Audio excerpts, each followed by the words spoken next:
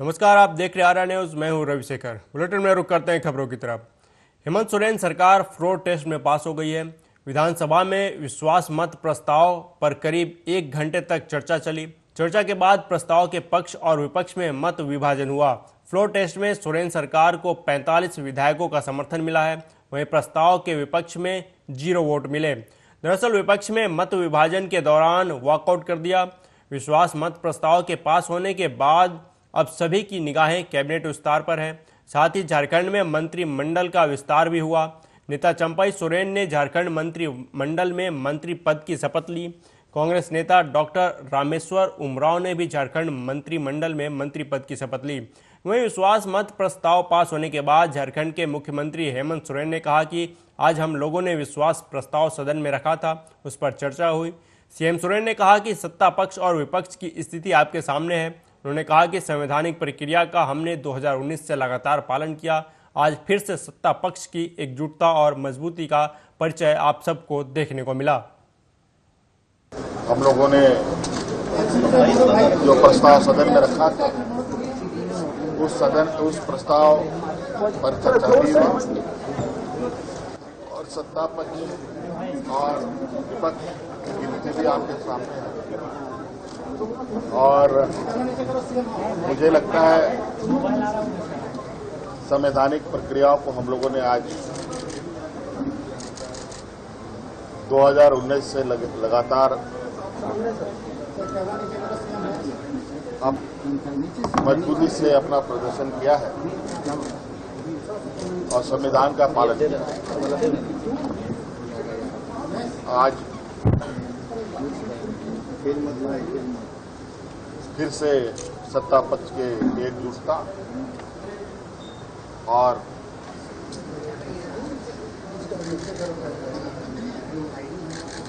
परिचय आप सब लोगों को देखने को मिला। मैं अपनी ओर से विधानसभा अध्यक्ष और सत्ता पक्ष के सभी माननीय सदस्यों को धन्यवाद देता हूं। ओडिशा के पुरी में आयोजित भगवान जगन्नाथ रथ यात्रा में शामिल होने के लिए बड़ी संख्या में श्रद्धालु पहुंचे थे। वहीं रथ यात्रा के दौरान भगदड़ मच गई। भगदड़ में एक श्रद्धालु की मौत हो गई। वहीं सैकड़ों श्रद्धालु घायल हो गए। सीएमओ ने बताया कि भगवान जगन्नाथ की रथ यात्रा के दौरान भगवान बलभद्र के तल ध्वज रथ को खींचते समय दम घुटने से एक श्रद्धालु की दुखद मौत हो गई। उन्हें अस्पताल ले जाया गया, लेकिन डॉक्टरों ने उन्हें मृत घोषित कर दिया। करीब 400 से ज्यादा श्रद्धालु घायल हो गए। कई घायलों की हालत गंभीर बनी हुई है। भगदड़ में पुलिस के 2 जवान भी घायल हुए। जिन श्रद्धालुओं को मामूली चोटें आई थी उन्हें डिस्चार्ज कर दिया गया है, जबकि कुछ का इलाज अभी चल रहा है। वहीं हादसे पर राज्य के मुख्यमंत्री मोहन चरण मांझी ने दुख जताया। उन्होंने मृतक के परिवार को 4 लाख रुपए का मुआवजा देने का ऐलान किया है। साथ ही घायलों का इलाज फ्री में करने का निर्देश दिया है।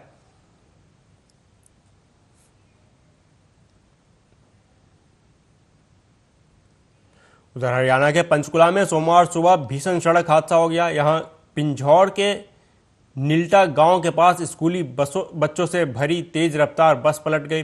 हादसे में कई बच्चे घायल हो गए। घायलों को पिंजौर अस्पताल और सेक्टर 6 स्थित सिविल अस्पताल में भर्ती कराया गया। हादसे में एक महिला यात्री भी गंभीर रूप से घायल हो गई। उन्हें चंडीगढ़ भेजा गया है। घटना की सूचना स्थानीय लोगों ने पुलिस को दी। स्थानीय लोगों ने पुलिस को बताया कि हादसे के समय बस में क्षमता से अधिक लोग सवार थे और बच्चों की संख्या करीब 70 थी। पुलिस का कहना है कि ऐसी संभावना जताई जा रही है कि तेज रफ्तार में होने के कारण चालक का नियंत्रण नहीं रहा और बस पलट गई। जहां हादसा हुआ वहां सड़कों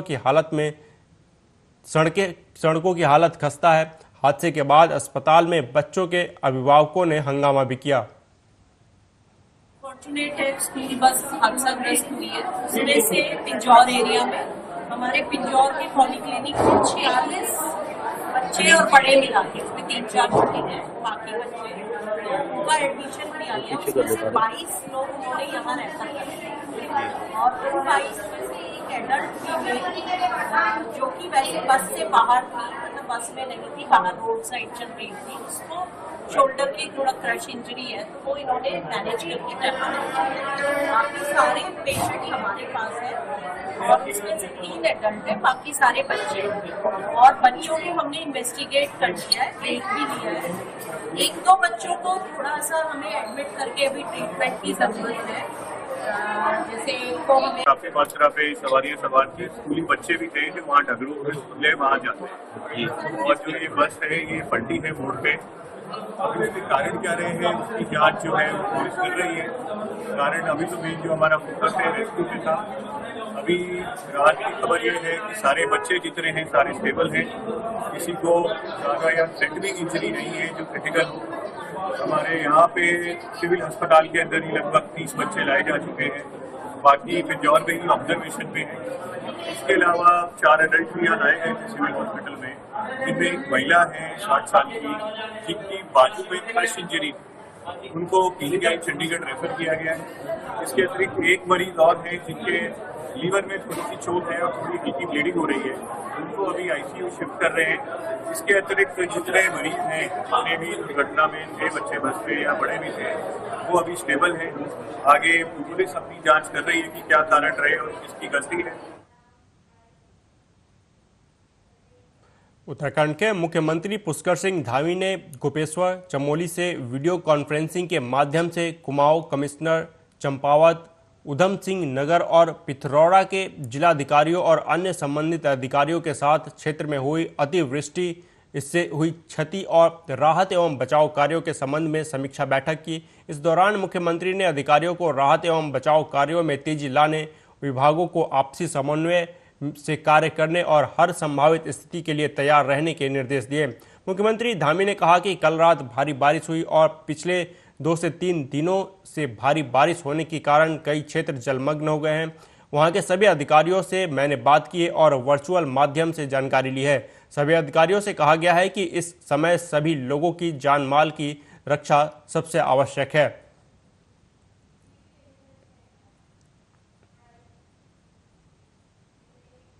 मध्य प्रदेश के मुख्यमंत्री डॉक्टर मोहन यादव ने राम निवास रावत को कैबिनेट मंत्री पद की शपथ ग्रहण करने पर नए दायित्व के लिए उन्हें बधाई दी है।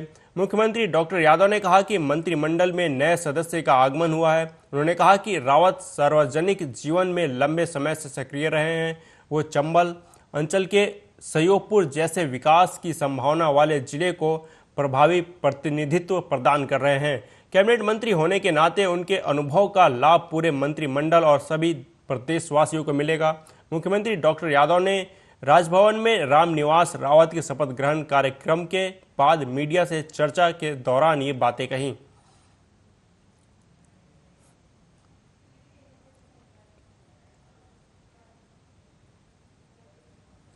दिल्ली की जल मंत्री और आम आदमी पार्टी की नेता आतिशी ने बीजेपी पर जमकर निशाना साधा। उन्होंने कहा कि 2020 दिल्ली विधानसभा चुनाव में भाजपा ने 45 सीटें पार का नारा दिया था, लेकिन 8 पर सीमित रह गई। उन्होंने आरोप लगाते हुए कहा कि भाजपा लगातार षड्यंत्र कर रही है, चाहे वह अपनी हरियाणा सरकार के माध्यम से दिल्ली का पानी रोकना हो, चाहे वह दिल्ली के सरकारी स्कूलों को खराब करने की साजिश हो।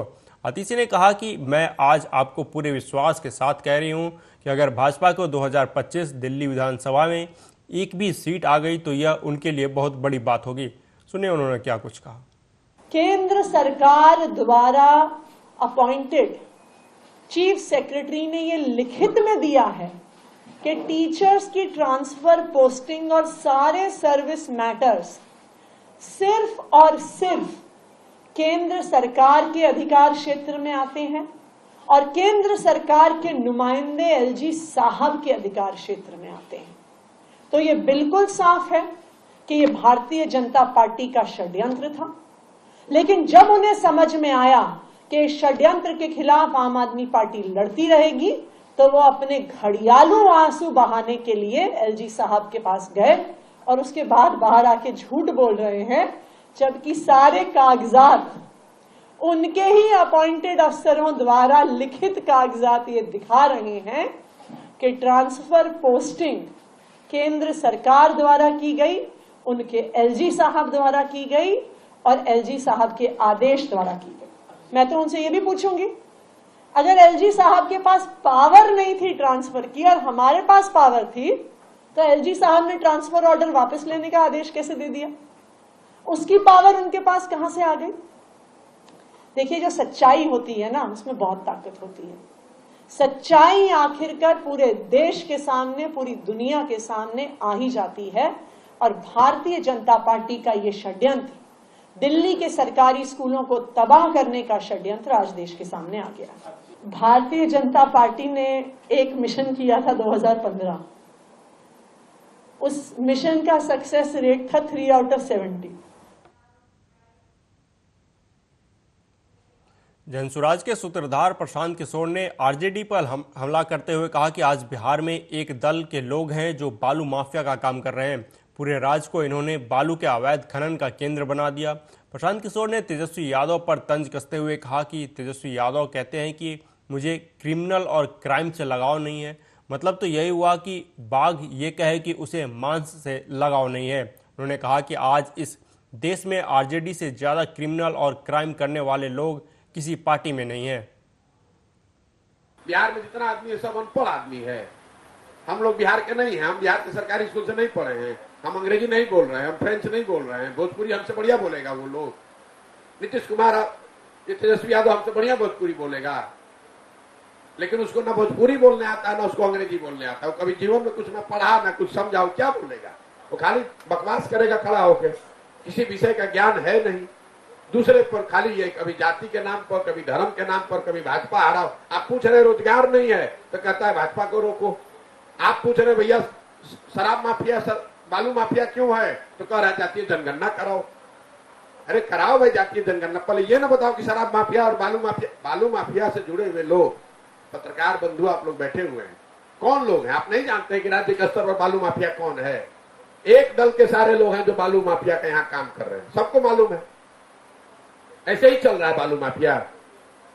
पूरे राज्य को बालू का खनन का केंद्र बना दिया है और कहता है कि हमको क्राइम और क्रिमिनल से हमको लगाव नहीं है। मतलब ये तो ऐसी बात हो गई कि बाघ ये कहे कि हमको मांस से लगाव नहीं है। आरजेडी का लीडर कह रहा है कि हमको क्राइम से मतलब, हम तो क्राइम और क्रिमिनल से सिंपैथी नहीं है। भाई तुमसे, तुम्हारे पार्टी से ज्यादा क्रिमिनल और क्राइम करने वाले लोग इस देश में किस पार्टी में, बताओ? इस देश में किस पार्टी में आरजेडी से ज्यादा क्राइम और क्राइम से जुड़े हुए लोग जितने आरजेडी में हैं, आप बताइए ना किस पार्टी में इतने लोग हैं? हम तो आपको कैमरे पर कह रहे हैं कि क्या बात करेंगे ये लोग। बढ़ते हैं अगली खबर की तरफ।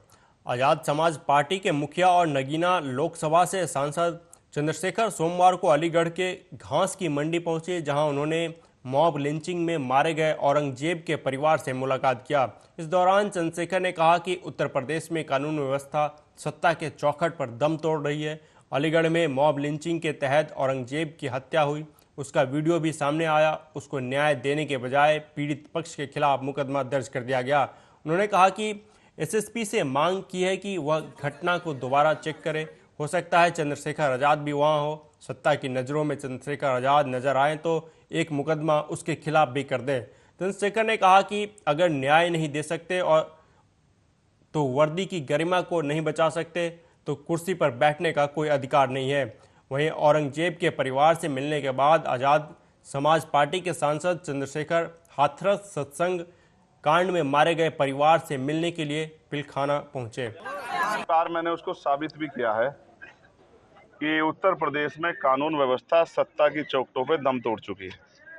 आपने और मैंने देखा कि एक मॉब लिंचिंग यहाँ हुई और उसका वीडियो है कि किस तरह से 12-15 लोग एक आदमी को सरियों से, लोहे की रोड़ों से, डंडों से पीट रहे हैं और इतना पीटा कि उसकी जान चली जाती है। आज जब मैं उनके परिवार से मिला तो मुझे जानने का मौका मिला कि उसकी 22 फ्रैक्चर थे, 22 जगह से उसकी हड्डियां टूटी गई थी। आप समझो कि उस पर कितने हमले हुए होंगे। और फिर उसको न्याय देने की बजाय जो लोग नामजद हुए उनको गिरफ्तार करने की बजाय अभी 6 से ज़्यादा लोग जो हैं जो खुले घूम रहे हैं, अपनी दुकानों पे काम कर रहे हैं, लेकिन पुलिस ने उनको गिरफ्तार नहीं किया। जो कि पुलिस ने, आप समझिए, सरकार में अगर किसी मुसलमान के साथ मॉब लिंचिंग हो या दलित के साथ या पिछड़े वर्ग के साथ, आदिवासी वर्ग के साथ मॉब लिंचिंग हो और पुलिस तत्काल कार्रवाई करे, तो कार्रवाई आप समझिए इतनी जेन्युइन होगी कि सब कुछ जांच परख कर किया जाएगा, किसी का भी नाम फालतू ना हो जाए। तो उन लोगों को वीडियो एविडेंस के आधार पर चिन्हित किया गया और उनमें से 6 लोग बाहर आराम से घूम रहे हैं। उल्टा 11 दिन बाद इन्हीं के परिवार पे के 7 लोगों पे मुकदमा दर्ज कर दिया गया कि भाई ये लोग उसके साथ शामिल थे, जबकि सच ये है कि ये लोग अपने अपने कामों पे अपने अपने घर थे, ये वहाँ थे भी नहीं। तो मैंने यहाँ के कप्तान साहब से ये मांग की है कि वो घटना को दोबारा चेक कराएं। हो सकता है इनके साथ चंद्रशेखर आजाद भी वहाँ हो।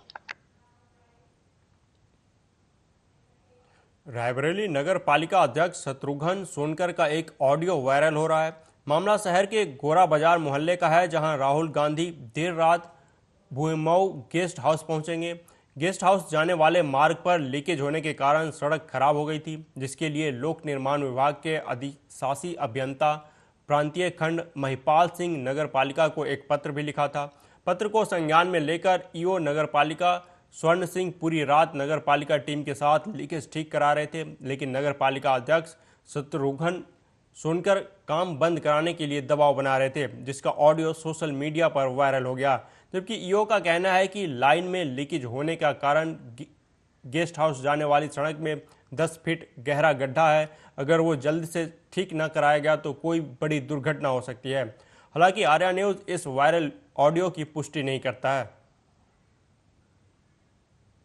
फोन ये इसलिए किया था कि अगर राहुल जी की गाड़ी निकलेगी तो कैसे निकलेगी, मतलब खुदवाइए, नहीं निकल जाए तो कहाँ लिए खुदवा रहे हैं उसको। नहीं सर, ये दिक्कत है ना, अगर लीकेज बना रहा हाँ, तो साइड वाला भी गिर सकता है। नहीं तो मान लीजिए न बन पाया तो फिर और ज्यादा दिक्कत हो जाएगी। सर प्रयास तो एक बार कर ही लेते हैं ना। नहीं उसको हमारे हिसाब से छोड़ दीजिए, मत खुदवाइए उसको।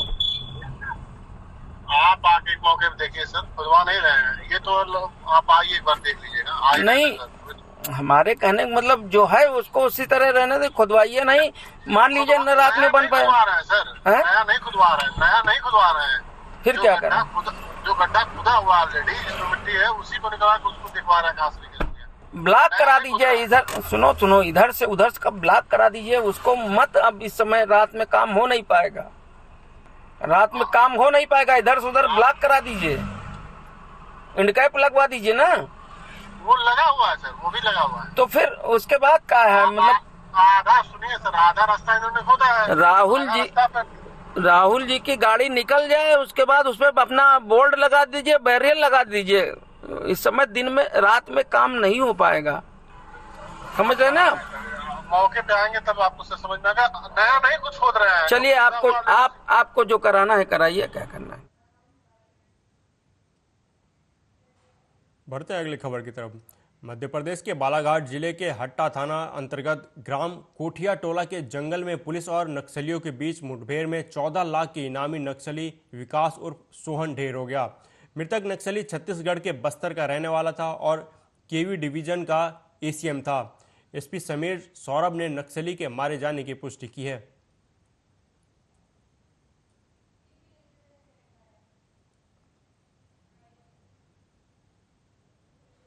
पूरे उत्तर प्रदेश में लागू की गई प्राथमिक विद्यालयों में शिक्षकों की डिजिटल उपस्थिति मामले में रायबरेली जिला शून्य रहा है। यहां राष्ट्रीय शैक्षिक महासंघ के जिलाध्यक्ष वीरेंद्र सिंह ने दावा किया है कि जिले में आज एक भी शिक्षक ने डिजिटल उपस्थिति दर्ज नहीं कराई है। वहीं बीएसए के पास अभी तक उपस्थिति का डाटा नहीं आया है, इसलिए उन्होंने कहा कि शाम तक ही इस मामले में कुछ बताया जा सकता है। दरअसल आज से प्रदेश भर में प्राथमिक विद्यालयों में शिक्षकों की डिजिटल उपस्थिति होनी थी। इसका शुरू से ही शिक्षक विरोध कर रहे थे। राष्ट्रीय शैक्षिक महासंघ के जिलाध्यक्ष वीरेंद्र सिंह ने इस संबंध में जानकारी देते हुए कहा कि डिजिटल उपस्थिति काला कानून जैसा है। उन्होंने कहा कि शिक्षक डिजिटल उपस्थिति का विरोध नहीं कर रहा, बल्कि इसके अव्यवहारिक पहलुओं का विरोध कर रहा है। जिलाध्यक्ष ने कहा कि यदि इसमें व्यवहारिक पहलू शामिल कर लिए जाए तो शिक्षक डिजिटल उपस्थिति देने को तैयार है। सर हम लोग आ गए थे समय से, आ गए थे 7:35 पे ही, जहाँ तक का था कि 7:45 से 8 तक लेना था, अटेंडेंस देना था।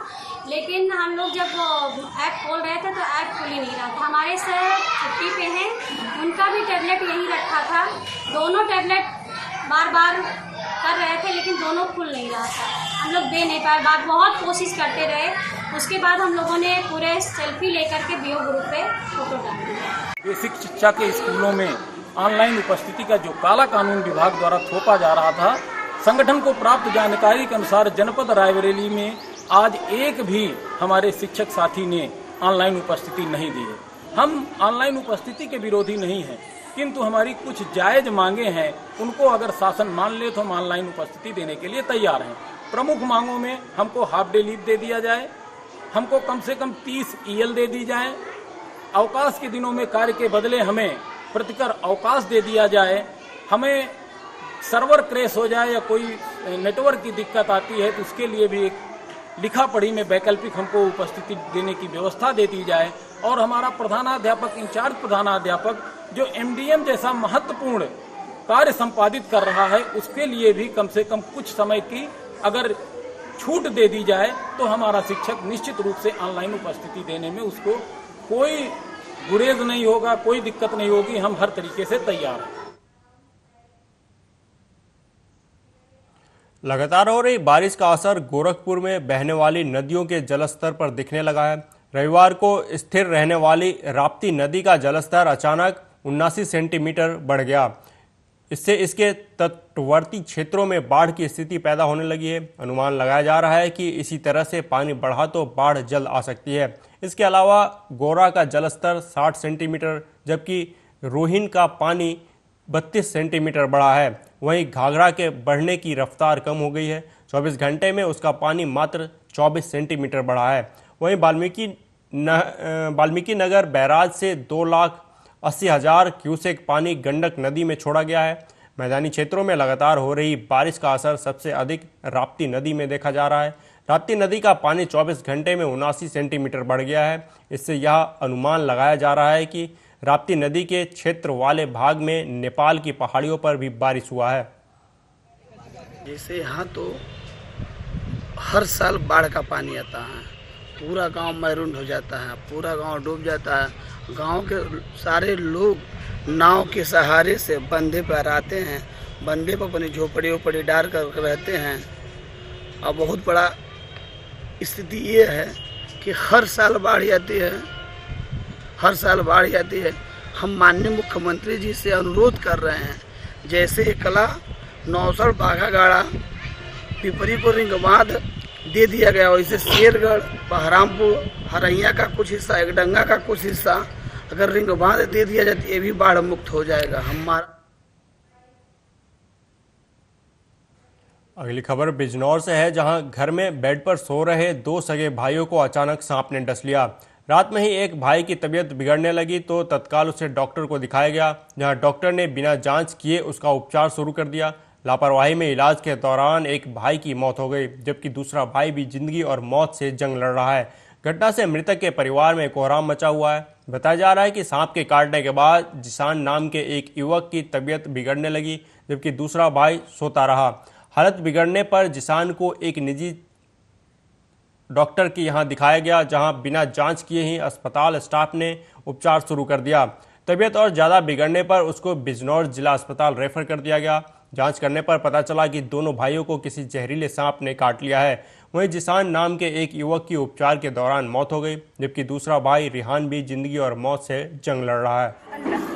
समीर का नहीं काटा, वो निकल पड़ा था, उसका नहीं काटा। उसको जब 2 बजे उसको गैस सा बना, वो बोला मैं गैस से बन गया, कैप्सूल देते, कैप्सूल दे दिया गैस का। बट ज्यादा तबीयत खराब है, गैस ज्यादा बन गया है, तो डॉक्टर से दवाई लिवा दी। फिर ये सो गया। सोने के बाद जब सुबह उठा 6 बजे तो इसका गले से नहीं बोल लगा बिल्कुल भी। रात को 2 बजे दिक्कत हुई, 2 बजे दिक्कत हुई थी तो सो गया था दवाई खा के। 6 बजे जब उठा तो जब घर में से निकल कर आया तो धड़ाम गिर गया। पीछे से दादी आ गई, अरे बेटा क्या हो गया? अरे बस बोलना नहीं जा रही गले से। वहाँ लगा बंगाली डॉक्टर के, उन्होंने 2 इंजेक्शन लगा दे कि गैस उस बन गया। नहीं तो इसके पापा बोल रहे क्या नाम इसके पथरी भी हैगी। जब पथरी है कि तो हो सके पथरी का दर्द हो, वो बोले कि ऑक्सीजन की जरूरत है, अरबिन के ले जाओ। अरबिन के ले जाने के बाद कंपाउंडर ने बोतल लगा दी, ऑक्सीजन लगा दिया। 1-1.5 घंटे के बाद 2 घंटे के बाद अरबिन आया, वो बोले कि ऐसे बिजनौर ले जाओ, जहर फैल गया। उनको जहर की चीज का बोला नहीं पूछा आपने? बस ये क्या बता, फिर दूसरे लड़का को बोला कैसे बिजनौर ले जाओ। वहाँ जांच ऊँच हुई तो जब उन्होंने फोन करा वहाँ से कीड़े का सताया वहाँ। फिलहाल इस बुलेटिन में अभी तक के लिए इतना ही। देश दुनिया की तमाम खबरों के लिए देखते रहिए आर्या न्यूज़। नमस्कार।